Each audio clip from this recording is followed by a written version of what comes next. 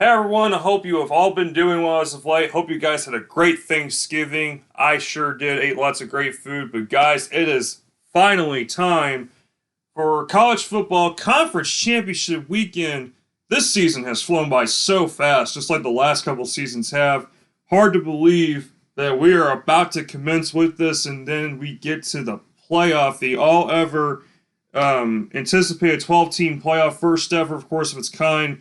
There will obviously be some controversy on Selection Sunday this Sunday, so as we know, there's been a lot of discussion about it. We'll talk about it as we get closer to it, or should I say, as we get to it. But I have a few conference championship games to predict. Of course, the Power Four stuff, and then also the MAC, and a couple of others, I believe, as well, too, like with the Americans. So let's get straight to it here with the Mountain West Championship tomorrow night. Number 10, Boise State. Number 20, UNLV. These two have already played. It was a good, close game. UNLV was able to slow down Boise State early in the matchup. They got going, especially later on, and then they were just not able to contain the Boise State offense. Of course, Ashton Jeanty, I think, should be Heisman of the year. They're going to give it to Travis Hunter, probably, which is a load of crap, honestly. Travis Hunter does not deserve it, in my opinion, honestly. But Boise State having a tremendous season. I need to actually make a correction about a misspeak I had in that video where I predicted that game. Boise State actually has a good pass rush. That's something they're going to have to utilize here against the dual threat capability of Hajjali Williams. I think a bit of UNLV's success comes from him, I would say, but of course they got some good receivers like Ricky White. But also, too, if UNLV's offense gets going, that's a problem because it's kind of hard to stop it once they start to get going. But you kind of slow down Malik Williams, you really start slowing down this UNLV offense. But at Boise, it's going to be in the 30s. It's going to be a cold one. I don't think the weather will bother UNLV too much because they know they're going to have to play in the elements. They're kind of aware they got to get that championship mentality rolling. I just don't foresee the running Rebels to really win this game. I just think Boise State's the better team. This is a team that's got some destiny with them. They're pushing hard for the playoffs this year. I think Boise State will win. I think they cover the spread as well. This was actually the same spread we had, I think, for the regular season matchup back in late October. So good one there tomorrow night. I'll be watching that one. Next up, we have the American Championship with number 24 Army in Tulane in West Point, New York. Tulane is actually the favorite. That's a very interesting spread of 5 points considering what Tulane just did. They just laid a complete egg against Memphis. I don't think a lot of us were expecting Tulane to lose, especially when you're on the cusp of making a playoff and you lost to Memphis, a team that I think's been disappointing this year. Get out of here. Tulane deserved to lose, and that's just ridiculous. What a pathetic load of effort. Couldn't run the ball at all in that game. Army just got their backs blown out by Notre Dame, but they're sitting firmly in the rankings right now. I think even if Army were to win this game, they won't make the playoff. Neither team has a chance now, not unless something unforeseen happens, but I doubt it.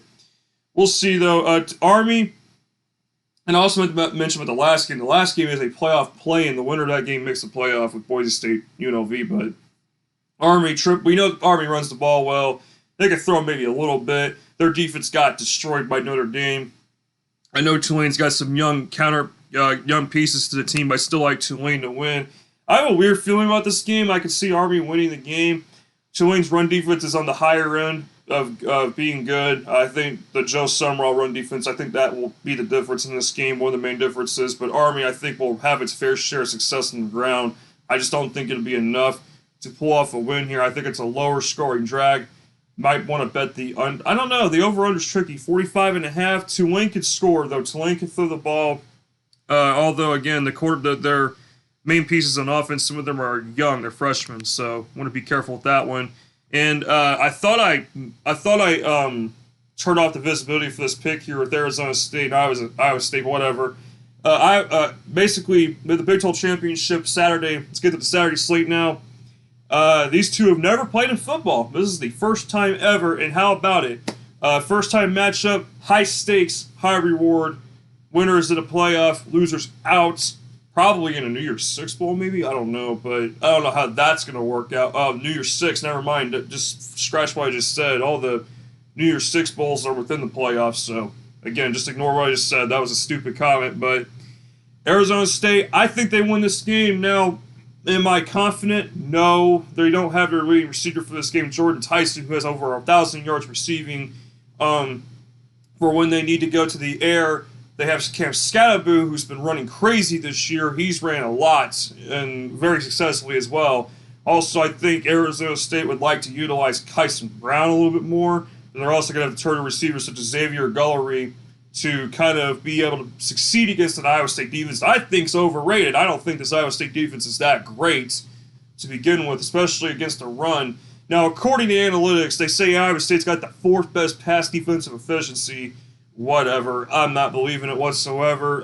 Kansas absolutely torched them. You look back at some of the results, you look at the teams they played against, UCF almost beat them. Utah almost beat them. Utah is a offensively challenged team. I don't care if it was at Utah. They still almost lost to Utah. And Iowa State, you would think, would have ran away with the game a little bit, but whatever. I'm not even going to go any further with that one, but you get what I'm trying to say. Now, I will give some credit to their offense, especially Rocco Becht. Now, I think he's solid. He has thrown pretty well this year.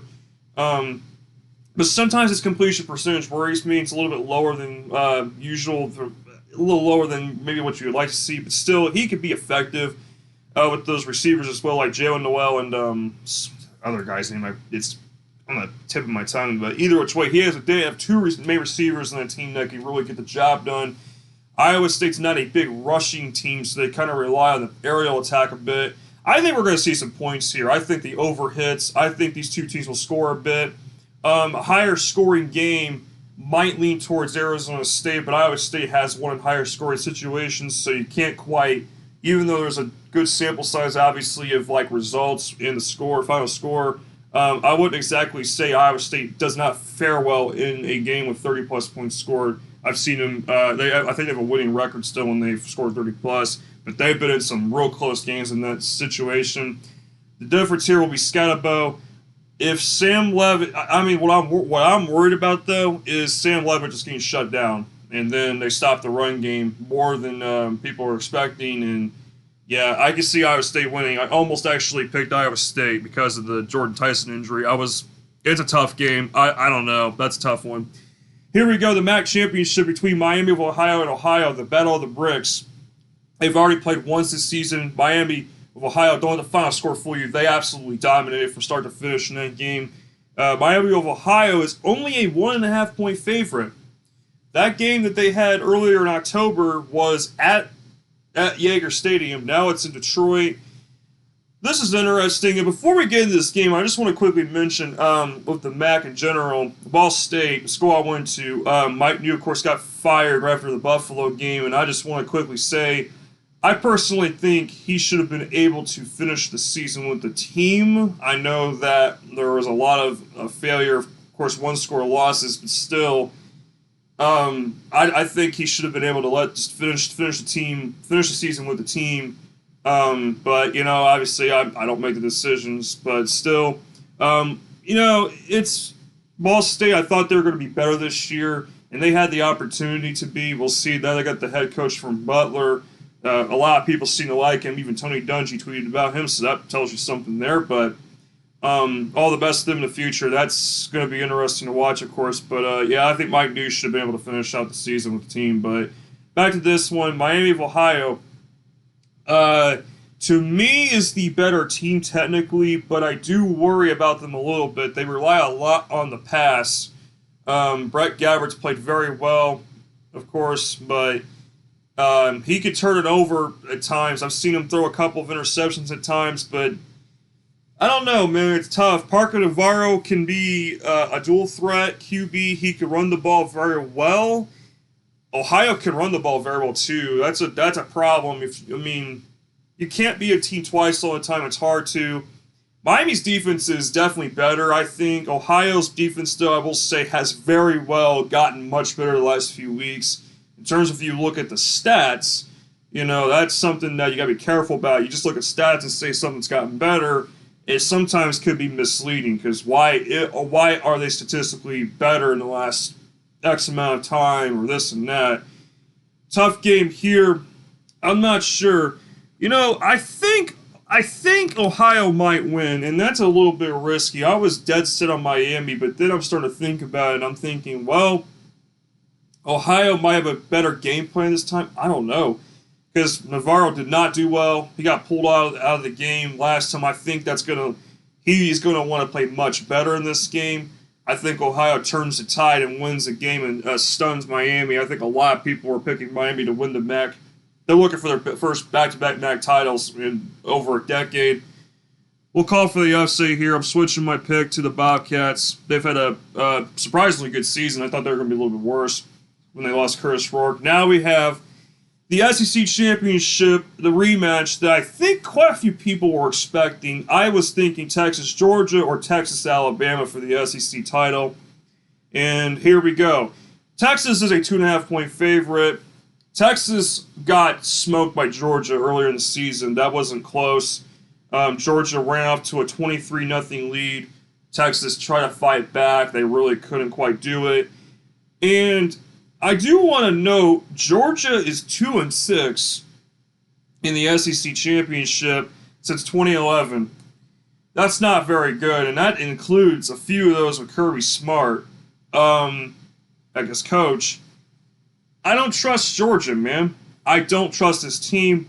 I also don't trust Texas to an extent, just because Texas kind of got lucky with their schedule this year. Let's just be honest. They didn't have to play Bama. They didn't have to play South Carolina. They didn't have to play, LSU.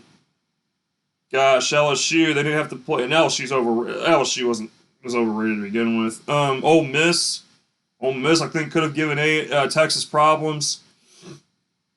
Even though I never believed in Ole Miss as a playoff team. I don't know, man. SEC beat up on each other this season. Now we're here at this point in time. I will say, Texas, when they're healthy, Texas is a very hard team to stop. Their offense is pretty fast. Agility across the board. Texas got caught napping, got caught off guard with Georgia when they played them first time. I don't think Texas was ready for it. They got dominated at the line of scrimmage. Quinn Ewers may not be 100%, although they won convincingly, quote-unquote, at Texas A&M. Georgia just got off an absurdly, stupidly ridiculous 8 overtime game against Georgia Tech. Of course, Georgia had to win the game, and I really, really would have wished Georgia would have lost, to be honest with you, so that if Georgia were to lose this game, they'd be eliminated probably. Who knows? Who cares? Tough game here. Texas is going to have to find a way to take advantage of the line of scrimmage. They cannot repeat the same thing twice. If that happens, it's going to be a long day for Texas. They got to get going early. They got to get going fast. That Texas defensive front needs to apply pressure early on. If they can get Carson Beck to be a turnover machine, which he has been this year. And remember, Carson Beck threw a couple of picks in that Texas game, even though they won by 15. Don't forget that. And Beck has had some issues this year. This is not the same talented Georgia team we were accustomed to from years past. I do think Texas will win. I've been pretty confident on this one. This is one of the games I feel most confident on Texas winning. A lot of people are going to be like, well, Georgia's going to win the game because it's in Atlanta, blah, blah, blah, blah, blah. Okay, fair enough. They're not far from Athens, but let me tell you something. Texas isn't playing around this time. They came to the SEC. They know what they're in for. They know that they can play against the best of the best and compete with them. This is going to be a heck of a game. 49.5. I have a feeling we're going to see an over. Not sure. I think we're going to have a little bit of a higher scoring game here. I don't know. Tough one. The over-under's tricky there. A lot of over-unders are tricky this week. All right, moving forward to the ACC Championship. This is a very compelling game here. How about this, folks? Did you how many of you thought SMU was gonna be in this spot? Raise your hand, seriously, because I don't think a ton of people saw it coming. Well, early on, it was gonna be Florida State. Then they choked badly. They absolutely went down the drain like no tomorrow. Miami completely choked their season away pretty much, their playoff dreams. SMU rising up, Even at times, you could say they were like rising up in a sneaky way, so people weren't talking about it as much. I feel like Clemson's just had a, you know, Clemson's been trying to get back to their old ways, and they've struggled at times. They lost to Louisville. That was one of the strangest losses I saw this season. Made zero sense. Clemson also got blown up by Georgia. They lost to South Carolina. That was not a good loss. That they needed that win, even though it was against a non-conference opponent. Any game matters at this point. SMU's schedule's been pretty weak, though. I'm not gonna lie. SMU lost to BYU early in the season. And let me tell you something, too. My history of picking SMU hasn't been good this year because SMU, man, they were hard to figure out early on. Kevin Jennings took over. This team has been kind of really just like shooting up like a rocket ever since. Even when I picked, even when I was predicting them against Louisville, I was still kind of like, is SMU for real? And after they like started winning like that, I was kind of like, okay, maybe they are. But now they got to play Clemson. Clemson still is Clemson. I know the defense is not that great, but and the offense at times has been a little bit suspect. I don't know, man. Does Dabo Swinney just say, just basically, what do you do here? Excuse me. A lot of people are picking SMU. I get that. This is the toughest team by far SMU has had to play. I don't know, man. SMU should have lost to Duke. They blew out Cal, but Cal's been, this year. Common opponents, trying to think of common opponents as well. Like Pitt, for instance, SMU beat up Pitt, but Pitt was overrated to begin with this year.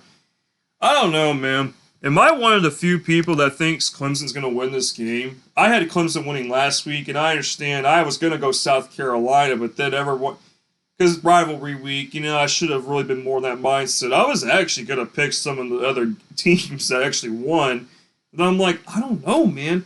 It's really tough picking this game. This game could go either way. Over-under's 55.5. I'm pretty confident the over sitting. That's going to be a high-scoring game. I could see it being in the 30s to 40s. Final game here. Number 1, Oregon. Number 3, Penn State. Big Ten Championship here in Indianapolis. Going to be electric. A lot of Penn State fans should represent well.